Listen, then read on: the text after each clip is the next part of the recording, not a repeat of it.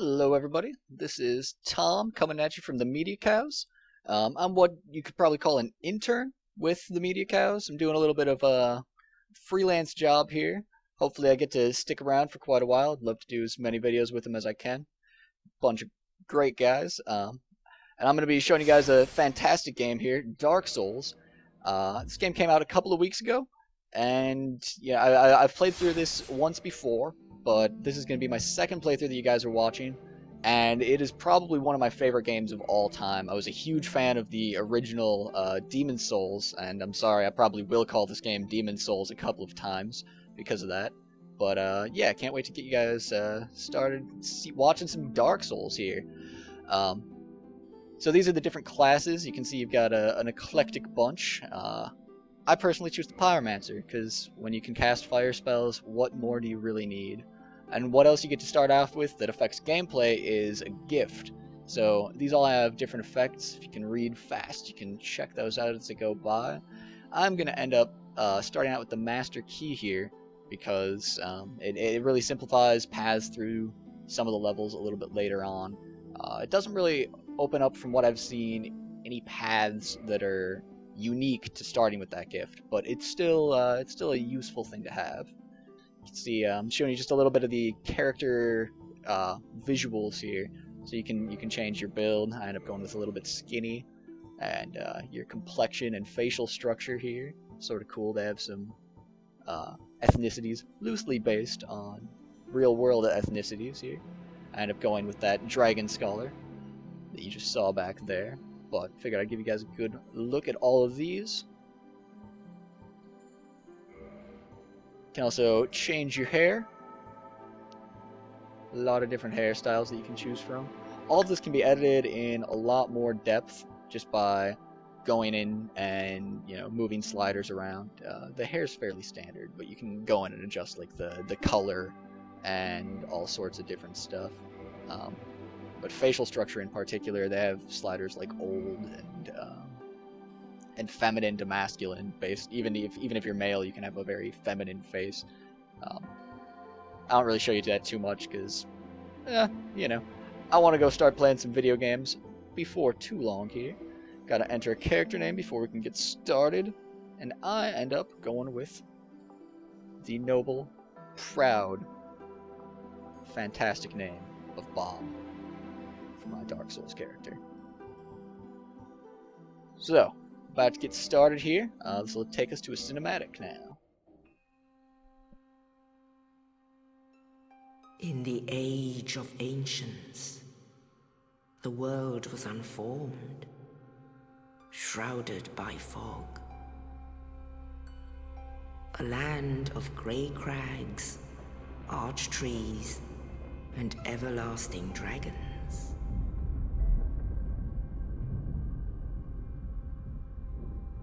But then there was fire,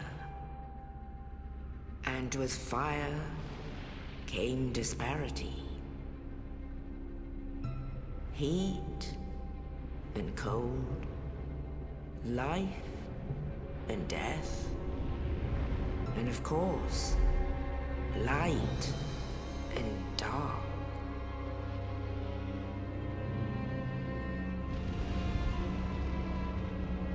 Then from the dark they came and found the souls of lords within the flame.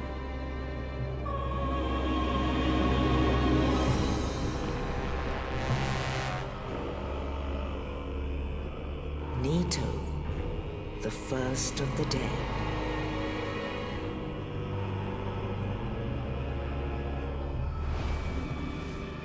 The Witch of Izalith and her daughters of Chaos. Gwyn, the Lord of Sunlight, and his faithful knights. And the furtive pygmy, so easily forgotten.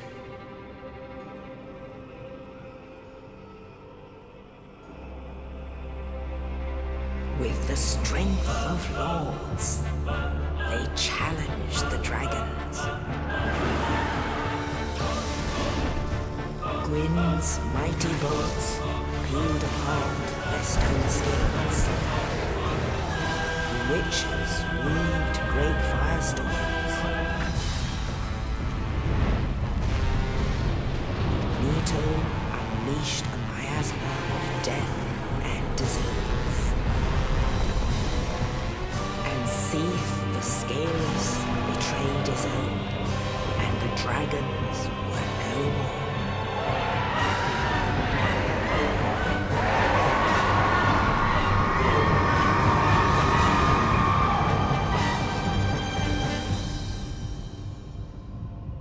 Thus began the Age of Fire.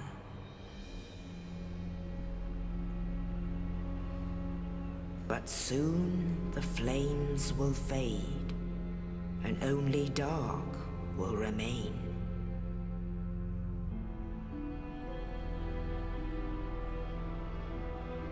Even now, there are only embers, and man sees not light, but only endless nights. And amongst the living are seen carriers of the accursed dark sign.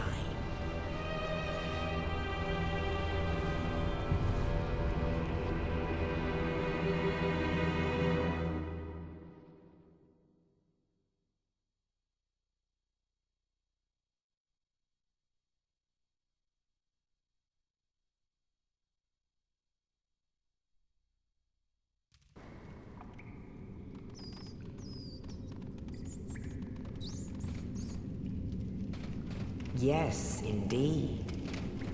The dark sign brands the undead.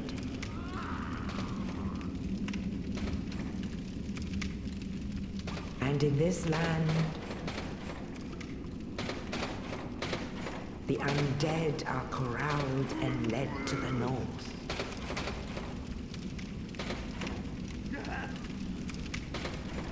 Where they are locked away to await the end of the world.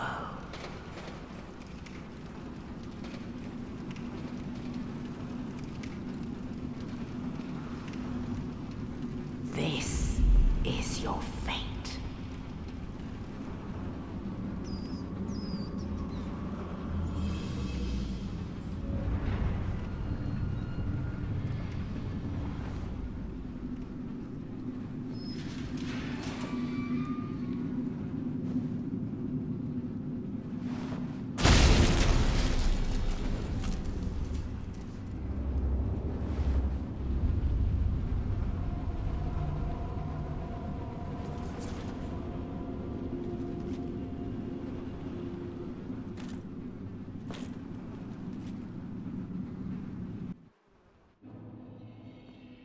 Alright, so pretty classic start for an RPG here.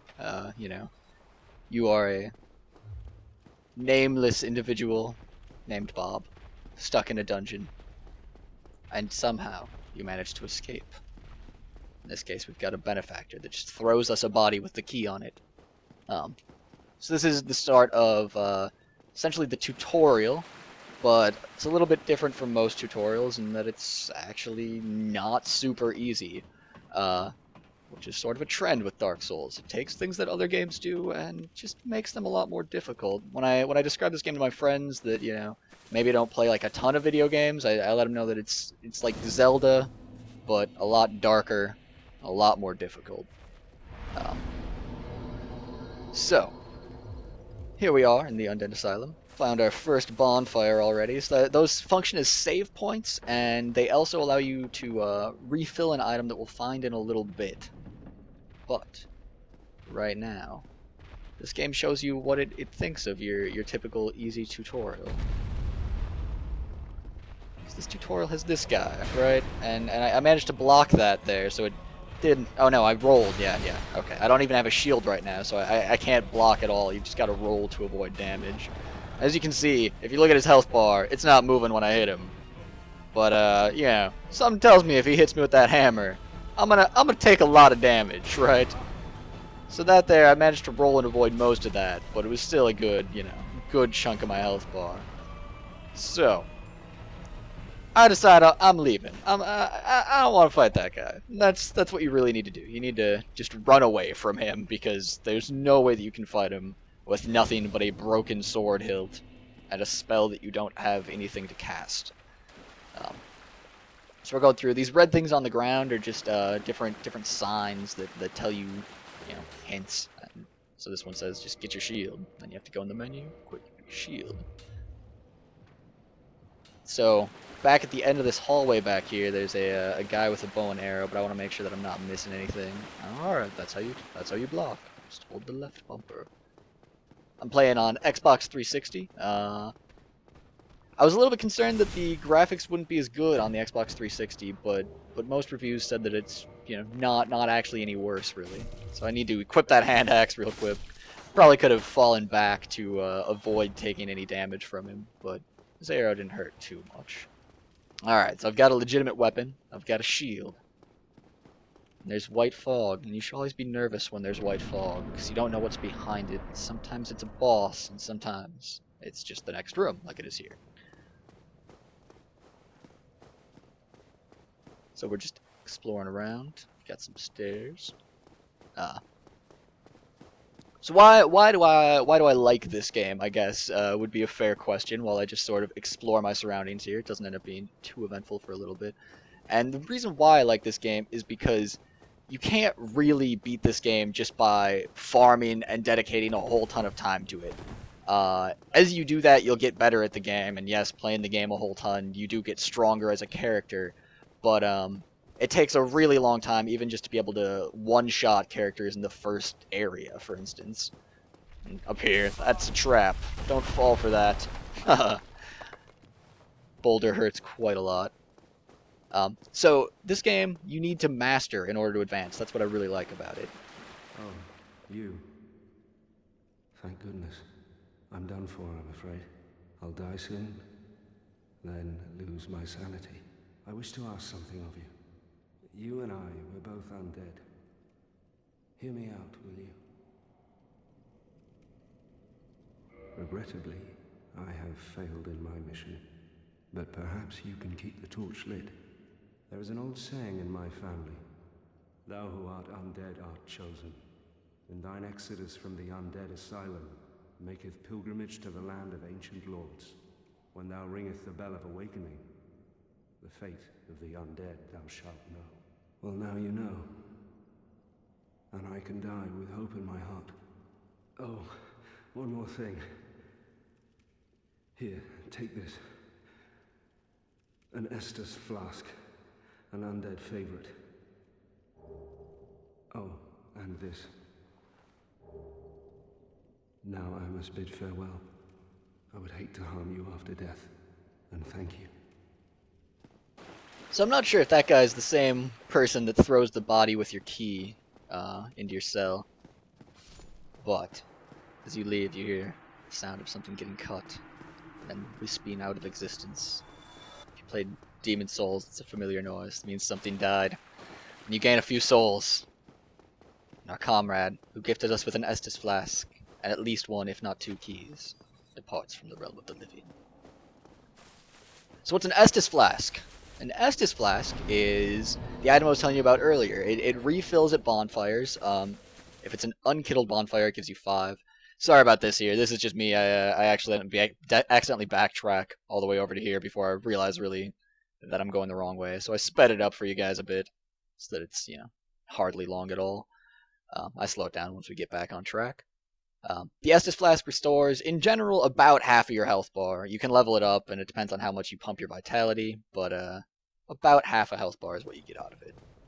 And now we're going back here, so back up to where we found our knight friend. We were just by our bonfire, and there's the stairs where the boulder rolled down and hit us. Already explored over there, heading up here. So, kill this guy. Pretty easy. We don't actually kill him. He doesn't die. You see our soul counter doesn't go up, but, if we don't have to deal with him anymore, he's as good as dead for us.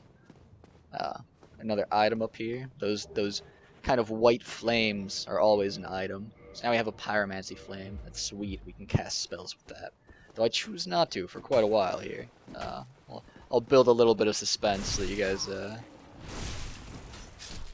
you know, truly appreciate it when I do start casting sorceries. Oh, that was an unfortunate choice of words.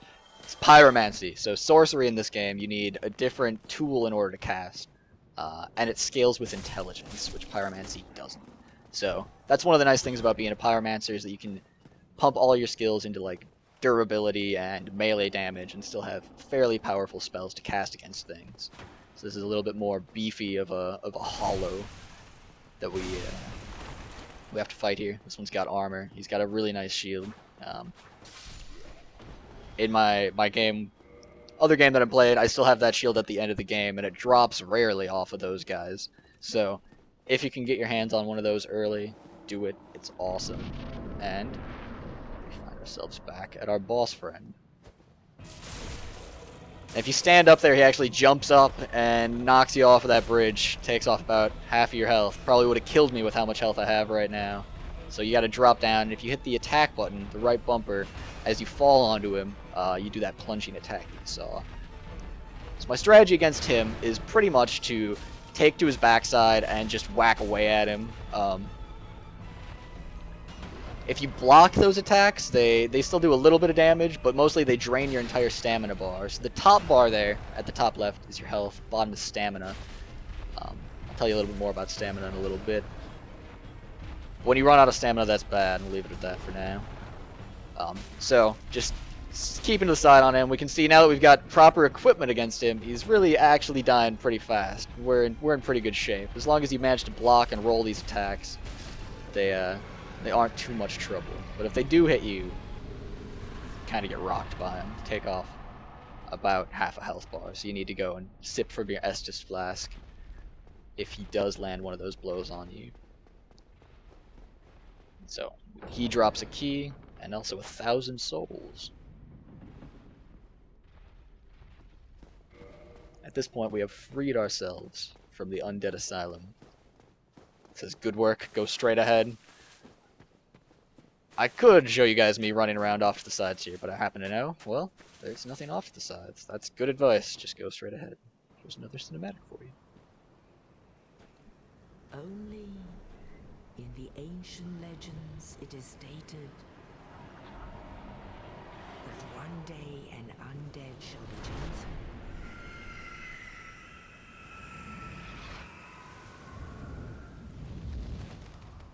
To leave the undead asylum in pilgrimage